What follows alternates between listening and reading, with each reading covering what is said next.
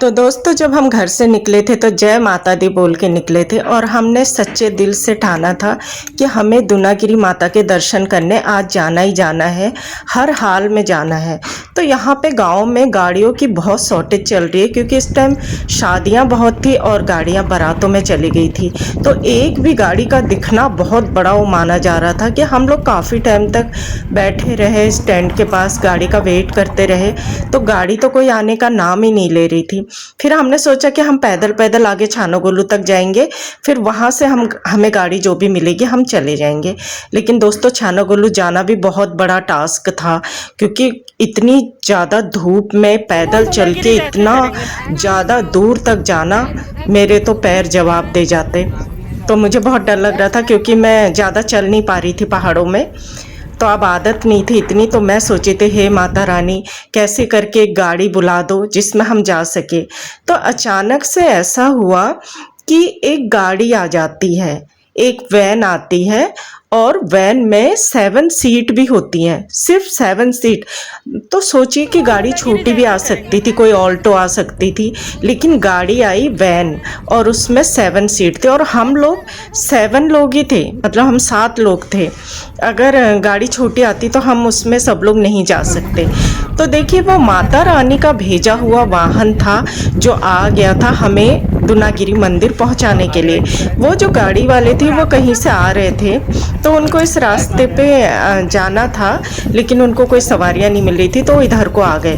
तो उनने बोला कि ठीक है मैं आपको बगवाली पोखर तक छोड़ देता हूँ। तो हमने कहा ठीक है बगवाली पोखर छोड़ दो। अचानक से बसंत ने बोला हमारे बेटे ने कि आप दूनागिरी चलोगे? तो उन्होंने बोला हाँ चलूँगा दूनागिरी।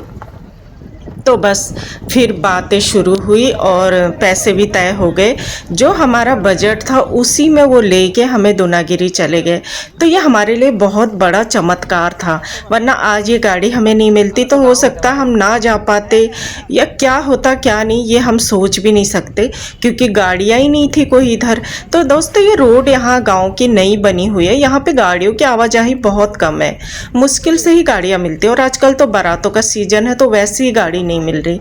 तो ये हमारे लिए माता रानी की भेजी हुई गाड़ी थी जिनने बोला आओ बैठो और मेरे दर्शन के लिए आओ।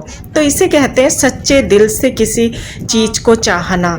तो हम सभी ने सच्चे दिल से मन्नत मांगी थी कि हम दूनागिरी माता के दर्शन के लिए जाएंगे, तो हम गए। तो दोस्तों दूनागिरी माता के दर्शन जब हमने किए उसके बाद मैं आपको एक स्टोरी सुनाऊंगी, वहाँ की बहुत ही दिल छू लेने वाली स्टोरी है, तो आप ज़रूर सुनिएगा।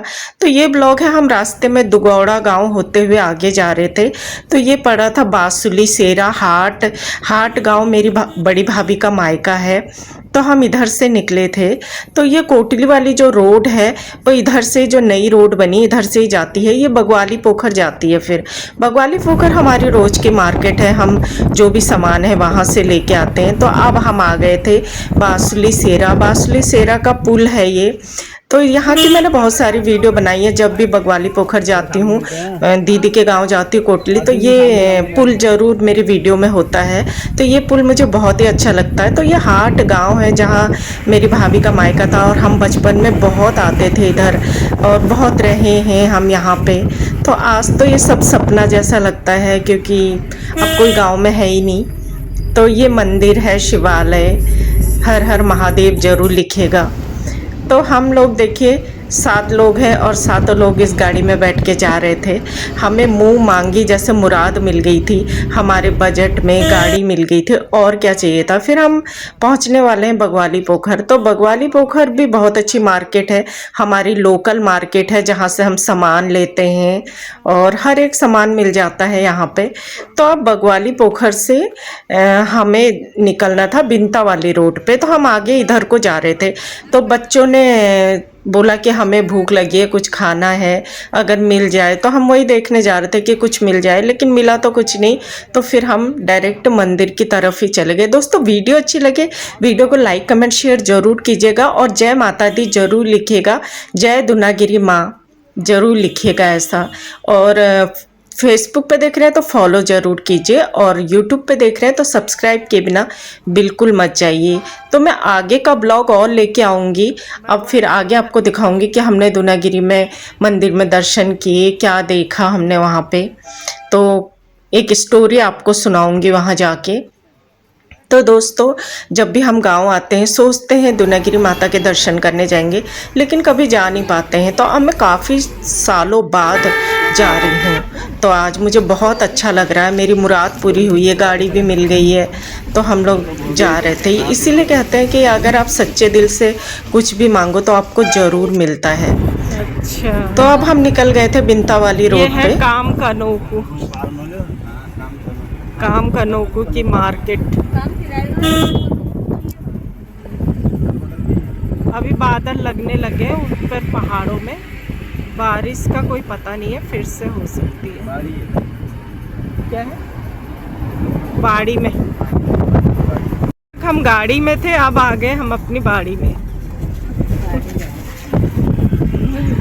देखिए आप, कितना सुंदर है बाड़ी गांव। और मौसम तो अच्छा है, ज़्यादा धूप नहीं है, हल्की हल्की धूप है। ये बाड़ी की मार्केट, दुकानें। आजकल पहाड़ों में बहुत हरियाली हो रही है बारिश की वजह से। ये देखिए,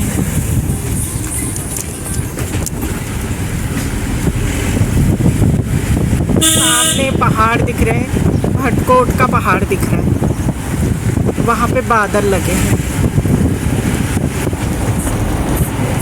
बारिश के आसार हैं।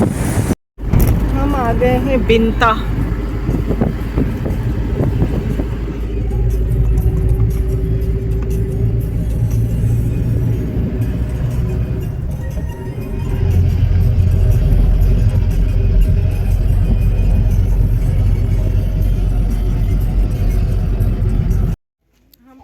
और अब हम पहुंच गए हैं दूनागिरी। तो यहाँ से मंदिर ऊपर को जाना पड़ता है। तो दोस्तों, अब अगले ब्लॉग में दिखाऊंगी कि हम मंदिर कैसे गए।